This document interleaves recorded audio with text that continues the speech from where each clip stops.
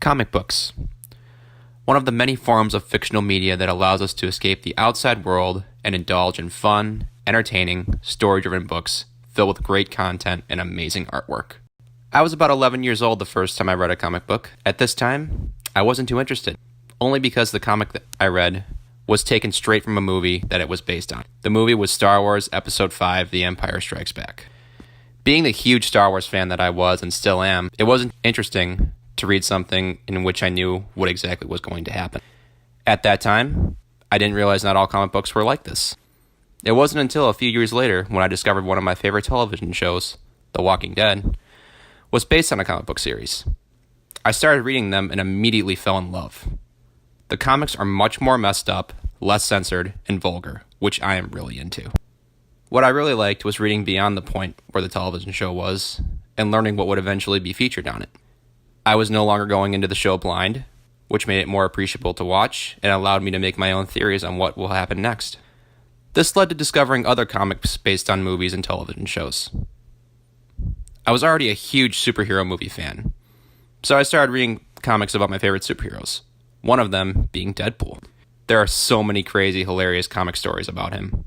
If you thought his movies were outrageous, try reading some of his well-known story arcs. One thing that I love about superhero comics is they can sometimes be completely different from how the movies are. I learned that the hard way. If you ever want to try and read comics on your favorite superhero, try looking up some reading recommendations, or good stories to start with. Superhero comics aren't just something that you can pick up anywhere and start to understand the current story. This is because there are so many different takes and reincarnations of the same characters, written by different writers.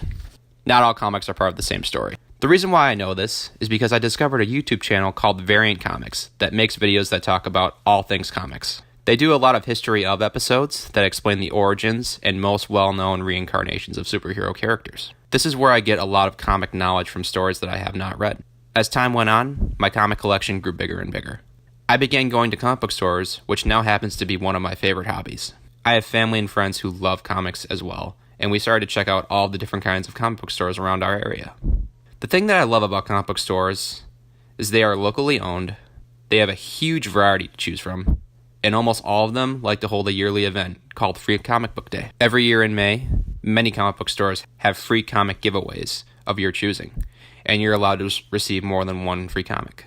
Going to comic book stores made me discover new characters I've never heard of, and comic series that don't even have a television show or movie adaptation.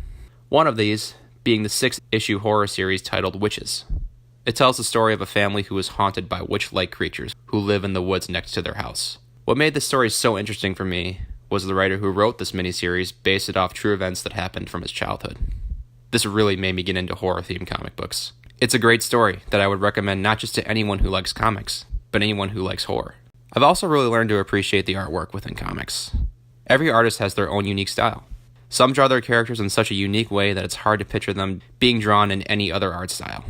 Once I became a full-on comic book nerd, I knew there was only one thing left to do. Go to Comic-Con. For those of you who don't know, Comic-Con is short for Comic Convention, and there are tons of these events held all around the US. The most popular and biggest one being San Diego Comic-Con, which is where the first one ever was held way back in 1970. These conventions take place all year round and usually last for 4 days, Thursday through Sunday. At Comic-Con, there are many comics and merchandise to buy from comic book stores from all around. Each store has their own booth set up where people can browse through the comics and other merchandise, such as toys, that they have for sale. Aside from this, there are also artists who have their own booths with their artwork for sale. Some of these artists create art for comic books. It's amazing to see all the different kinds of art styles and creations that are made. The people are also extremely nice and can be very fun to talk to. Comic-Con also isn't about just comics. Almost every con has celebrity guests from various TV shows and movies who come to meet their fans, sign autographs, and take pictures. The first time I was there, my sister and I met Norman Reedus, who plays Daryl Dixon on The Walking Dead. I have since been to Chicago Comic-Con twice with various friends and family, and I can honestly say it's been one of the coolest, most unique experiences I've ever had. My goal is to one day go to the one held in San Diego. My love for comics has become an addiction for me, and I can see myself reading all kinds of them for the rest of my life.